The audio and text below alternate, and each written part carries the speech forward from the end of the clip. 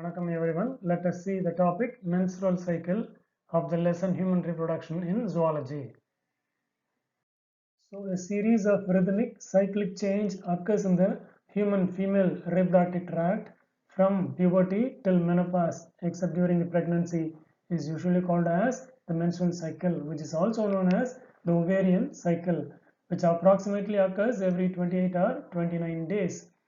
So the cycle of events starting from one menstrual period till next one is called as the menstrual cycle, and during which the cyclic changes occurs in the endometrium every month. So there occurs a cyclic change in the case of endometrium of the uterus.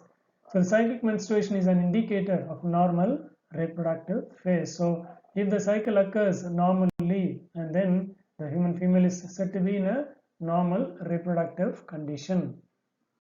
The menstrual cycle includes four important phases, namely menstrual phase, follicular proliferative phase, ovulatory phase, and luteal secretory phase.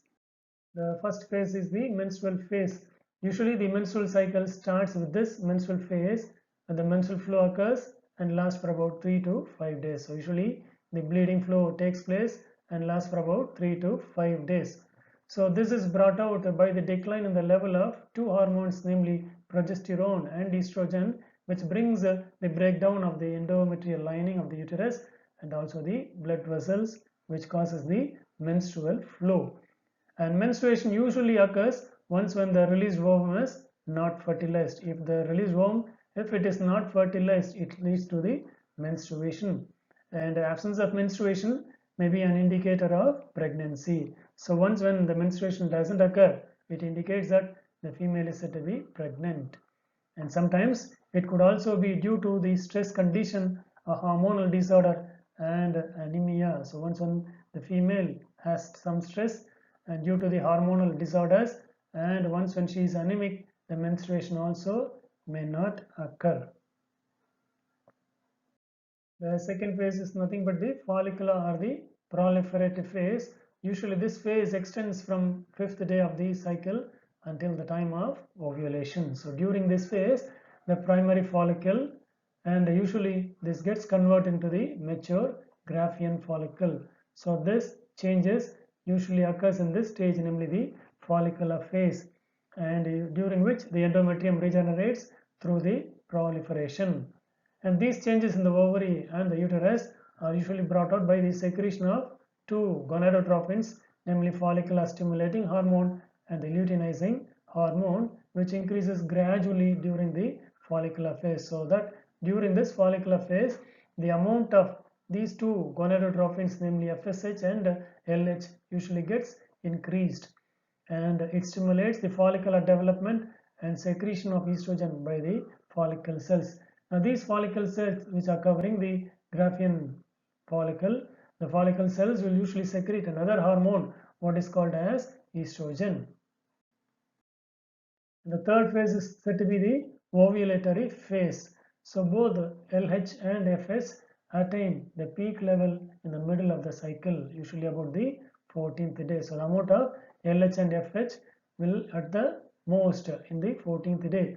So maximum secretion of luteinizing hormone during the mid-cycle called LH surge. So that the condition is called as LH surge, which induces the rupture of the Graafian follicle. So due to the increase of LH, the Graafian follicle will get released, and usually the Graafian follicle releases the ovum, which including the second oocyte from the ovary wall into the peritoneal cavity. So thereby from the ovary wall get ruptured and the ovum is released through the peritoneum, and this process is usually called as the ovulation. So the release of ovum from the ovary is usually called as the ovulation.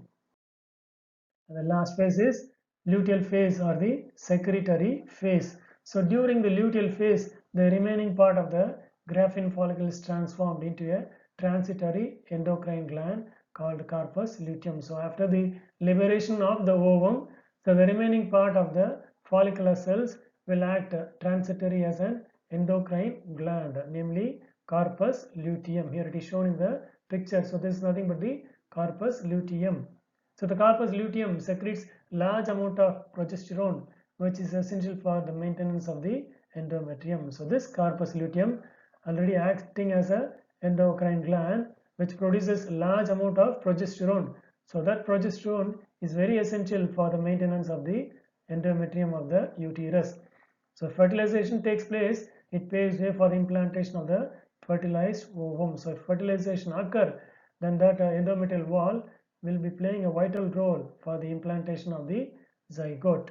So the uterine wall secretes nutritious fluid in the uterus for the fetus. So thereby the uterine wall also produces a nutritious fluid of the uterus for the fetus, and hence it is called as the secretory phase.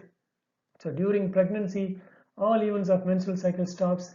There is no menstruation. So during the time of pregnancy, all these four phases will get to a rest, and finally there is no more menstruation. So in the absence of fertilization, the corpus luteum degenerates. So if fertilization doesn't occur, the corpus luteum gets degenerated, and finally it leads to a completely leaves a scar tissue called as a corpus albicans. So the corpus luteum leaves a scar tissue called as the corpus albicans. It also initiates the disintegration of the endometrium, leading to the menstruation, marking the next cycle. So which also indicates the next cycle. Next, let's see about menstrual disorders, particularly about the amenorrhea. So amenorrhea can be defined as absence of menstruation, called as amenorrhea. So A stands for absence and menorrhea stands for menstruation. So if menstruation doesn't occur, that leads to a condition called as amenorrhea.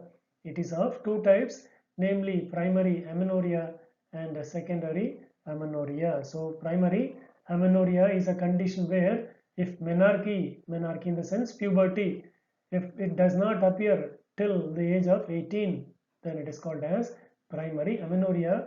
And secondary amenorrhea is nothing but a condition where absence of menstruation for over 3 consecutive months. If menstruation is absent more than 3 months, then that is called as secondary amenorrhea. Next is polymenorrhea. So poly stands for many. Polymenorrhea is a term used to describe a menstrual cycle that is shorter than 21 days. So if it occurs very frequently, lesser than 28 days, then it leads to polymenorrhea. It may be due to the hyperactivity of the anterior pituitary gland. So if the hormones are secreted more in nature, then that leads to polymenorrhea, which causes frequent ovulation, psychological disturbances, and malnutrition. And also there are some other reasons also. So chronic pelvic inflammation by certain sexually transmitted disease such as chlamydiasis or gonorrhea can also cause inflammation in the uterus, causing polymenorrhea. So this particularly STD also causes polymenorrhea. The next is said to be dysmenorrhea. Pain associated with menstruation is called as dysmenorrhea. Sometimes some females may feel pain during the menstruation, so that is called as dysmenorrhea. And usually this is said to be the commonly reported menstrual disorder, and that is of two types, namely primary dysmenorrhea and secondary dysmenorrhea. So primary dysmenorrhea is brought out by the pain or cramps during menstrual period, and it is caused by the secretions of prostaglandin in the uterus. Sometimes the endometrial wall of the uterus, after getting ruptured, they release a chemical substance called as prostaglandin. This prostaglandin brings the dysmenorrhea. Such a type is called as primary dysmenorrhea, and the secondary dysmenorrhea is caused by a disorder in the reproductive system like endometriosis or uterine fibroids. Sometimes some fibroids are caused, such leads to the secondary dysmenorrhea. And the next is the menorrhagia. So menorrhagia can be defined as heavy and prolonged menstrual period that disturbs a woman's normal activity. So sometimes the menstruation may be very heavy and it may be prolonged for longer duration. So that condition leads to menorrhagia. And menorrhagia may be due to hormonal imbalance, ovarian dysfunction, uterine fibroids, and may also be due to cancer of the ovary, uterus, or cervix. And the next term is oligomenorrhea. So it's a condition with infrequent menstrual periods. So If it leads to infrequently, then that leads to oligomenorrhea. It occurs in women of childbearing age. Some variation in menstruation is normal, but a woman who regularly goes more than 35 days without menstruating may be diagnosed with oligomenorrhea. Suppose if it extends beyond 35 days, then she has to be diagnosed.